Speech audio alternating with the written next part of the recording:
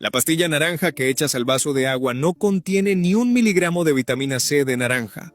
Contiene vitamina C fabricada por bacterias chinas en reactores a partir de maíz, y esa efervescencia que ves burbujear durante 30 segundos es el rompecabezas más grande de la ingeniería farmacéutica, y la razón por la que esta pastilla se fabrica bajo controles casi tan estrictos como los de un quirófano. Todo empieza con camiones de maíz entrando a plantas de procesamiento en el norte de China. El maíz se muele hasta convertirse en una harina gruesa, y esa harina se mezcla con agua caliente y con enzimas llamadas amilasas, que hacen un trabajo parecido al de masticar.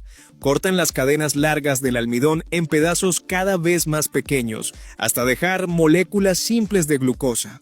La mezcla se filtra varias veces para separar la fibra y el almidón que no se rompió, hasta dejar un jarabe transparente de glucosa pura. China fabrica entre el 80 y el 90% de la vitamina C que se consume en el planeta, y el mayor productor individual es una empresa llamada CSPC Pharmaceutical, con una capacidad que ronda las 80.000 toneladas al año, todas fabricadas en la provincia de Hebei. Esa glucosa se transforma primero en sorbitol y entra a los reactores de fermentación, tanques de acero inoxidable de hasta 200.000 litros. Ahí dentro viven billones de bacterias del tipo Gluconobacter oxidans, y su trabajo es convertir ese sorbitol en sorbosa. Pero esas bacterias necesitan respirar para trabajar. Cada tanque tiene inyectores en el fondo que bombean aire filtrado sin parar. Miles de burbujas diminutas subiendo desde abajo hasta la superficie, y un agitador que gira todo el tiempo para que ninguna bacteria se quede sin oxígeno en el fondo. Sin ese aire, simplemente dejan de producir. Esta conversión bacteriana la descubrió un químico francés llamado Gabriel Bertrand en 1896. Casi 40 años después, el químico suizo Tadeusz Reichstein tomó ese mismo paso bacteriano y lo integró dentro de una síntesis química completa, capaz de producir vitamina C a partir de glucosa común a escala industrial. Reichstein vendió su método a la farmacéutica Roche en 1934, y ese mismo año Roche sacó al mercado Redoxon, el primer suplemento de vitamina C sintética que se vendió al público.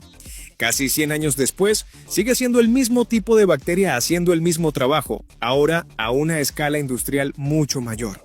La fermentación dura entre 20 y 30 horas, a una temperatura entre 28 y 30 grados, ni un grado más.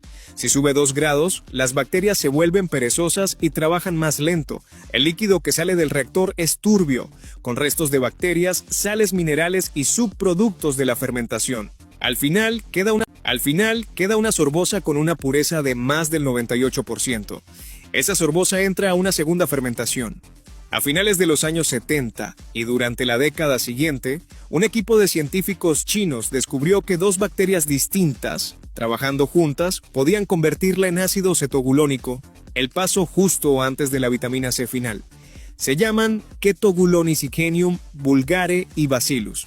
Ninguna de las dos puede hacer el trabajo sola. Juntas sí, porque una produce lo que la otra necesita para funcionar al máximo, como dos corredores de relevos que se pasan el bastón sin perder velocidad.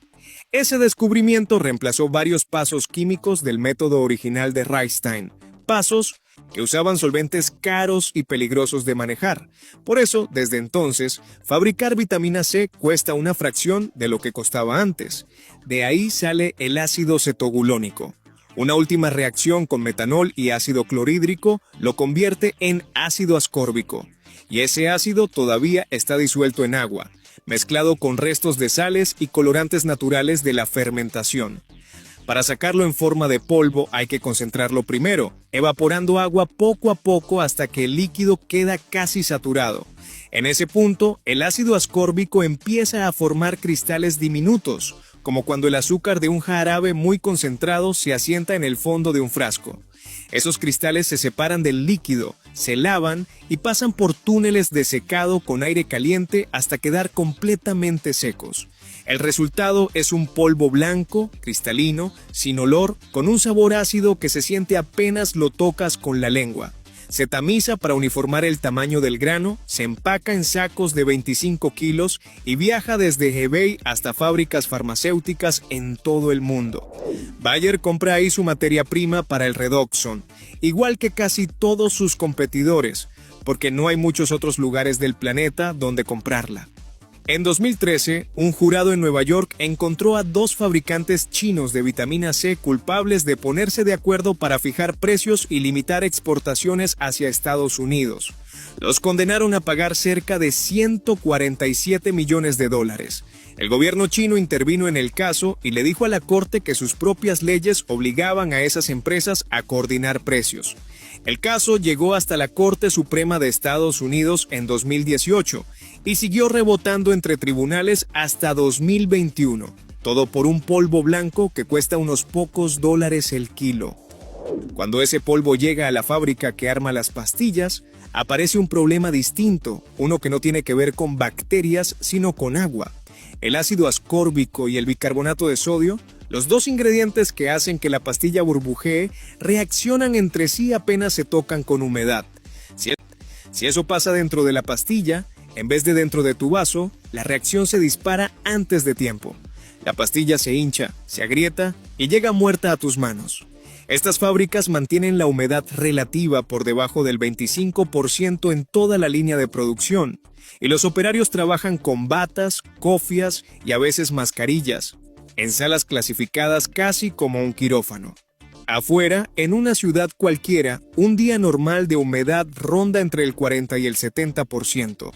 Adentro, el aire es más seco que el de cualquier desierto, sostenido las 24 horas por deshumidificadores industriales. Si ese sistema falla una sola hora en pleno verano, se pierde el lote que estaba en producción en ese momento. El primer paso dentro de esa fábrica es la granulación. El ácido ascórbico y el ácido cítrico, que se añade para reforzar el sabor, se procesan separados del bicarbonato, por la misma razón. La humedad los delata. El polvo, tal como llega de China, fluye mal. Se pega a las máquinas, no se comprime parejo, algo así como intentar servir harina con una cuchara en vez de con un cucharón. La solución es convertirlo en gránulos del tamaño de un grano de arena. Esos gránulos sí fluyen como arena y se comprimen todos por igual.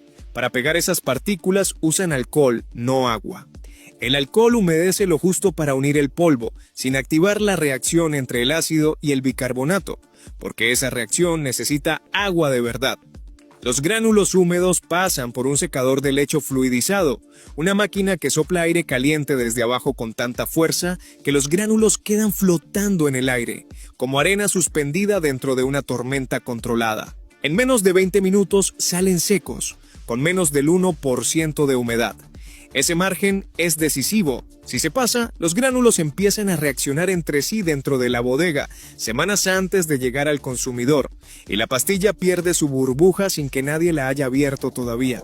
Los gránulos se mezclan, cada tipo por su lado, con edulcorantes, aromas de naranja o limón, colorante y estearato de magnesio, el lubricante de toda la operación.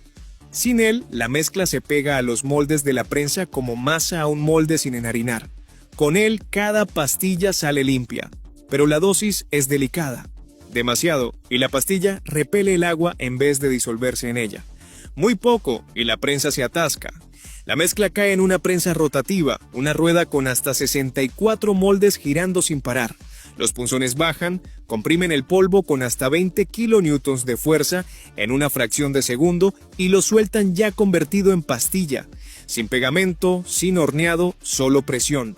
Del mismo modo en que un puñado de nieve se convierte en una bola compacta con solo apretarlo entre las manos. Si la presión no es pareja, la pastilla sale con una falla que los técnicos llaman laminación.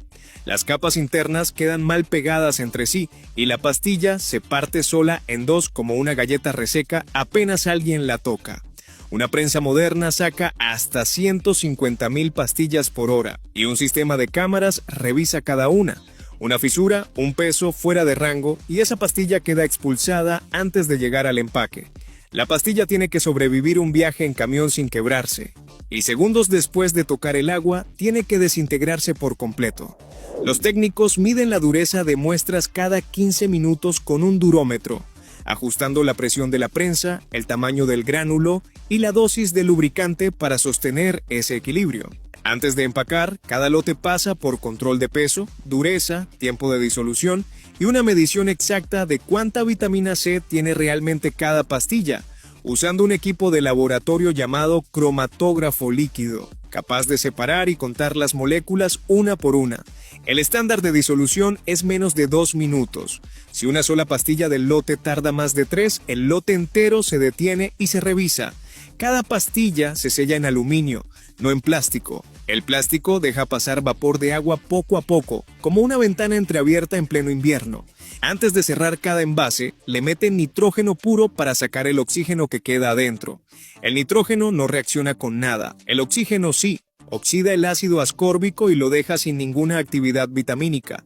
Sin ese sello, una pastilla abierta empieza a absorber humedad en horas y pierde su efervescencia en días. El mercado global de pastillas efervescentes vale unos 6.450 millones de dólares al año. Bayer, solo con Redoxon y Beroca, factura más de 1.100 millones de esa cifra. Y desde la pandemia, la demanda de vitamina C efervescente no ha dejado de subir. El ácido ascórbico que hay en esa pastilla es químicamente idéntico al que hay en una naranja. Tu cuerpo no distingue el origen, lo único que cambia es el costo. Producir 1 kilo desde naranjas exigiría exprimir unas 200 naranjas y montar un proceso de extracción caro. Producirlo desde maíz, con bacterias haciendo el trabajo, cuesta menos de $3 el kilo. Esa diferencia es la razón por la que el 85% de la vitamina C del mundo sale de un puñado de fábricas en 2 provincias chinas, y no de un naranjal en España o Brasil. La próxima vez que dejes caer esa pastilla en un vaso de agua, mira las burbujas con otros ojos. Es el final de un viaje que empezó con un científico francés en 1896, pasó por un laboratorio suizo en 1933, se abarató 10 veces gracias a 2 bacterias chinas trabajando en equipo décadas después, y cruzó una fábrica más seca que un desierto para llegar intacto hasta tu mano. Dale like si no sabías que la vitamina C de tus pastillas efervescentes la fabrican bacterias a partir de maíz en China. Cuéntanos en los comentarios qué otro proceso quieres que mostremos. Nos vemos en el próximo.